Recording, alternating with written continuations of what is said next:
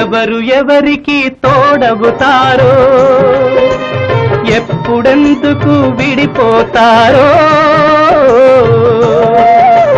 మమతను కాదని వెళతారు, మనసే చాలని ఉంటారు. ఎవ్వరి పయనం ఎందాకో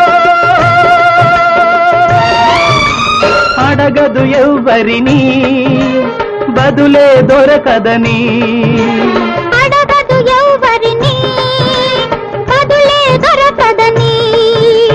ఓ బాటసారి, ఇది జీవిత రహదారి. ఎంత దూరమో, ఏది అంతమో, ఎవరు ఎరుగని దారి ఇది, ఒకరికి సొంతం కాదు ఇది. ఓ బాటసారి, ఇది జీవిత